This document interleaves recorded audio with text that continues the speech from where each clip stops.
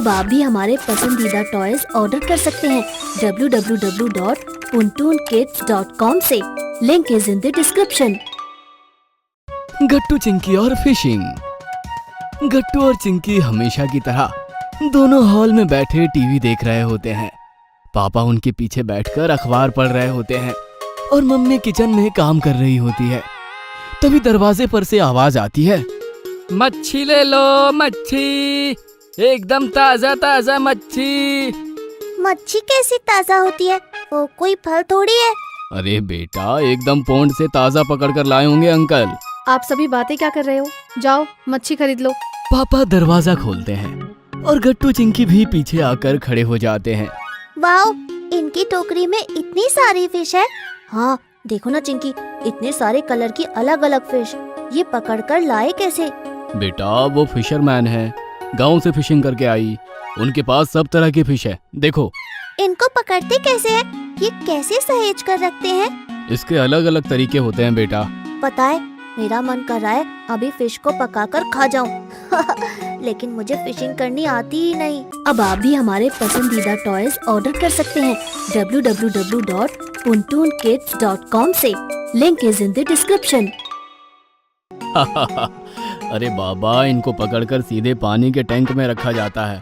साथ ही fresh water वाली को फ्रेश वाटर में, पौंड वाली को पौंड वाटर में और खारे पानी वाले को खारे पानी में ही रखा जाता है। उसके बाद इनको टोकरी में भरकर अलग अलग जगह बेचने निकला जाता है। खारे पानी से क्या मतलब है पापा?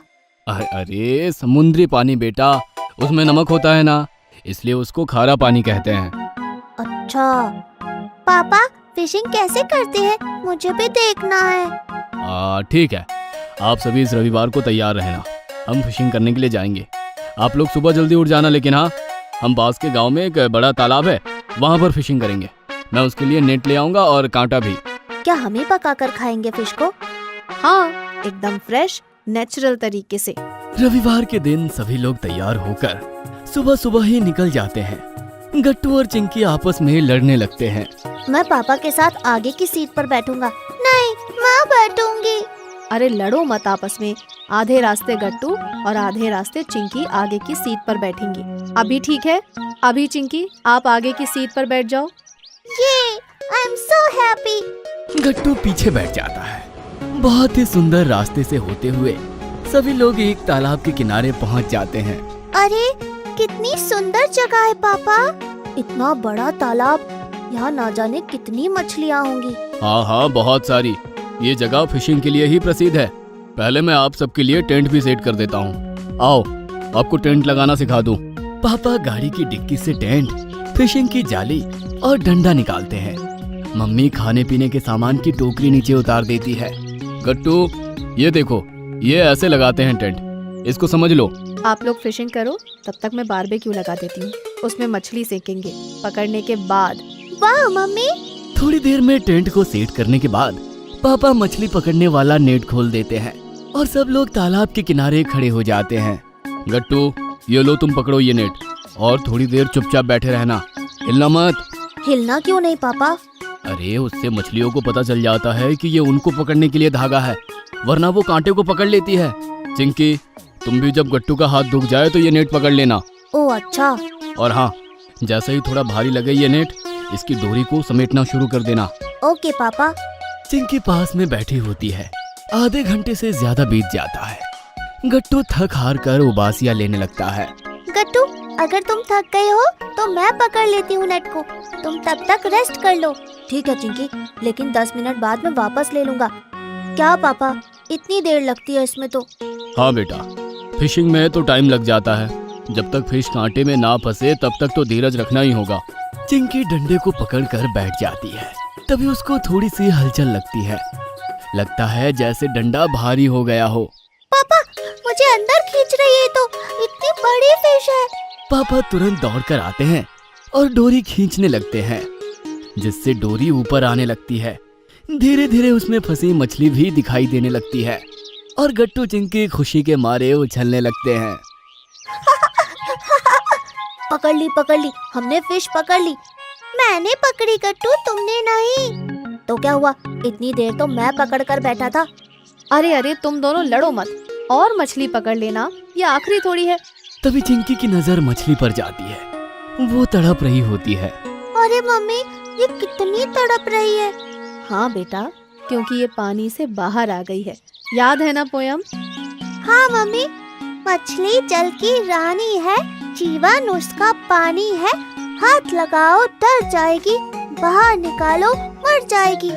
चलो गट्टू, तुम मेरे साथ आओ, हम इसको फ्राई कर लेते हैं। तब तक चिंकी और पापा और फिश पकड़ लेंगे। मम्मी फिश के पंख साफ करके उसको तवा पर सेकने लगती है।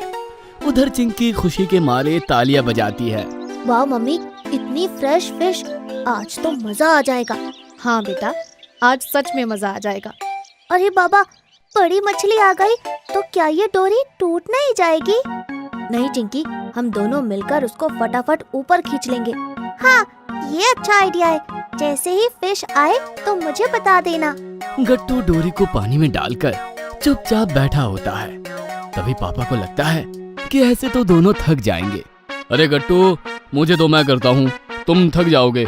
नहीं पापा, आज हम दोनों को फिशिंग करने दो। तभी अचानक थोड़ी सी हलचल होती है। लगता है फिश आ गई, भारी हो गया नेट। चिंकी हेल्प करो मेरी। चिंकी भागकर गट्टू का हाथ बटाती है। पापा मन ही मन दोनों का टीम वर्क देखकर बहुत ही खुश हो जाते हैं। दोनों एकदम तेजी से डोरी खींचने लगते हैं और देखते हैं कि एक बहुत बड़ी मछली फंसी है इस बार। वाह, मैंने इतनी बड़ी मछली पकड़ी, अब तो सचमुच मजा आएगा। गट्टू, मम्मी देखो, इतनी बड़ी फिश। मम्मी भी भागकर देखने आ जाती है। अरे, ये फिश तो सच में बहुत बड़ी है। इतनी हम दोनों के लिए पर्याप्त है। आप दोनों आकर तब तक प्याज और लहसुन का पेस्ट तैयार कर लो। थोड़ी देर में सब मिलकर फिश को पका लेते हैं और खाने लगते हैं। तब पापा कहते हैं, वाह, आज तक इतना मजा तो कभी नहीं आया फिश पकड़ने में। इतनी ताजी, इतनी स्वादिष्ट। थैंक यू बच्चों, आप दोनों की वजह से आज हम भी बहुत लंबे बाद यहाँ आए। थैंक यू पापा, इतना मजा आया हमको फिशिंग करने में। और दोनों बच्चे दौड़कर पापा को हग कर लेते हैं। चिड़ियाघर की सैर। गट्टू चिंकी ने सभी पालतू जानवर देखे थे, जैसे कि कुत्ता, बिल्ली, मामा जी की गांव वाली गाय, बैल और बकरी भी। लेकिन जंगली जानवर सिर्फ टीवी और किताबों में ही देखे थे। उन्हें जंगली जानवर देखने की काफी इच्छा थी, लेकिन बेचारे गट्टू चिंकी जंगल जाकर जंगली जानवर तो नहीं देख सकते थे और पापा के पास दोनों को जू ले जाने का वक्त भी नहीं था। उन्हें ऑफिस के कामों से फुर्सत ही कहाँ मिलती थी।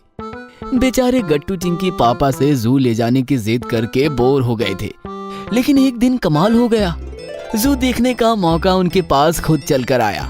क्लास में एक दिन मिश्रा सर पढ़ाते पढ़ाते अचानक रुक गए और कहने लगे, अरे मैं आपको बताना भूल गया, कल मैं हमारी क्लास की छोटी सी ट्रिप जू में ले जाने वाला हूँ। वहाँ मैं आपको सभी जंगली जानवर और पक्षियों से मिलवाऊंगा और उनकी जानकारी भी दूंगा। कल उस हिसाब से रेडी होकर आना। ये सुनकर सारे बच्चे खुश हो गए। लेकिन आपको पता है सबसे ज्यादा खुश कौन था? जी हाँ, हमारे गट्टू चिंकी। गट्टू चिंकी शाम को जैसे ही घर लौटे, उछलते हुए पापा से मिले। पापा हमेशा की तरह लैपटॉप पर बिजी थे। पापा, आपकी एक टेंशन खत्म हो गई।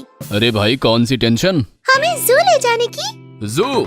दूसरे दिन गट्टू चिंकी जू जाने के लिए काफी अच्छे से तैयार होकर स्कूल पहुंचे।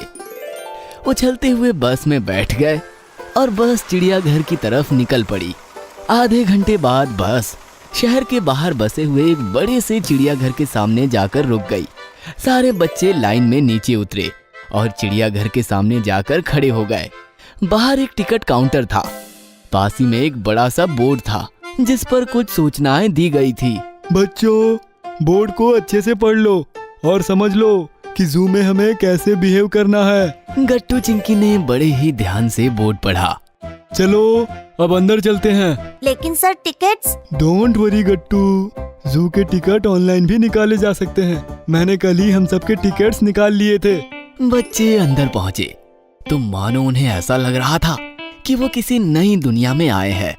जू शहर का हिस्सा होकर भी वहां अंदर ना तो हॉर्न की आवाजें थी और ना ही लोगों के चीखने चिल्लाने की। सिर्फ पक्षियों की चहल पहल और जानवरों की आवाजें आ रही थी। फिर बच्चे एक बड़े से पिंजरे के पास आए तो अंदर एक लंबी लंबी गर्दन वाला जिराफ था जिराफ गर्दन ऊंची करके एक पेड़ के पत्ते खा रहा था। इसकी गर्दन तो देखो। हाँ, गर्दन इतनी ऊंची है तो फिर पानी कैसे पीता होगा? जिराफ एक जंगली जानवर है, साथ साथ शाकाहारी जानवर है। जंगलों में पेड़ ऊंचे होते हैं। जिराफ की गर्दन पेड़ के पत्तों तक पहुंच पाए और वो आसानी से भोजन कर सके, इसलिए उसकी गर्दन इतनी लंबी होती है। पानी पीते समय उसे दिक्कत काफी होती है, लेकिन उन पर भी उसने सॉल्यूशन ढूंढ लिया है। जिराफ अपने सामने वाले 2 पैर घुटनों में मोड़ देता है और अपनी गर्दन नीचे झुकाकर फिर पानी पीता है।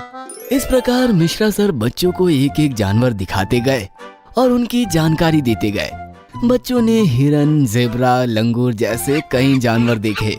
फिर उन्होंने काफी सारे पक्षी भी देखे, जिसमें चिड़िया, तोते, हंस और बाकी भी अलग अलग प्रकार के सुंदर सुंदर पक्षी थे। अरे वो देखो! चिंकी ने बच्चों को एक पिंजरा दिखाया, जिसमें एक बहुत ही खूबसूरत मोर अपने मोर पंख फैलाकर झूमता हुआ नाच रहा था।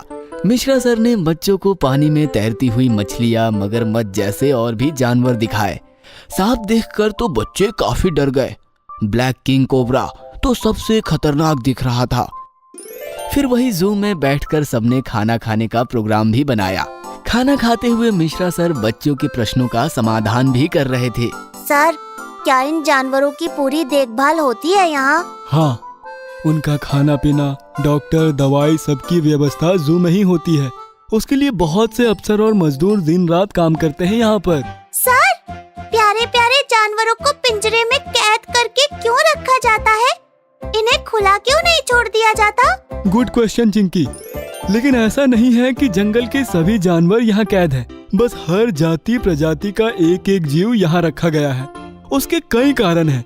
एक तो ये कि लोग इन्हें देख सके। सोचो, अगर जू नहीं होता तो जानवर देखने के लिए हर कोई जंगल जाने की हिम्मत थोड़ी करता।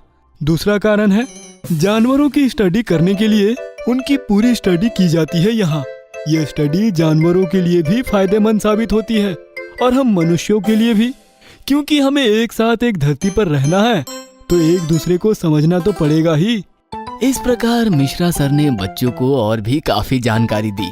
फिर खाना खाने के बाद मिश्रा सर बोले, बच्चों, अब डरना नहीं है, क्योंकि अब हम शेर का सामना करने जा रहे हैं। ये सुनकर तो काफी सारे बच्चे डर गए, लेकिन सबसे ज्यादा डरी थी चिंकी।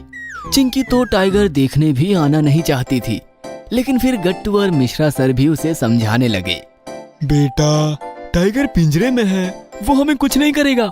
और अगर टाइगर ही नहीं देखा फिर जू में आने का फायदा ही क्या है? हाँ चिंकी, वो शेर है तो तुम शेरनी हो। शेर को दिखा दो कि शेरनी भी किसी से कम नहीं है। फिर चिंकी मान गई और सबने टाइगर भी देखा। टाइगर काफी शांत लेकिन काफी दमदार था। उसे देखने का एक्सपीरियंस ही कुछ अलग और अनोखा था। सबने टाइगर के साथ कुछ वक्त बिताया। फिर सब हाथी और ऊंट पर बैठकर पूरा चिड़ियाघर घूमे। फिर शाम होते ही वापस अपनी बस में सवार होकर चिड़ियाघर को टाटा बाय बाय करते हुए घर की तरफ निकल पड़े।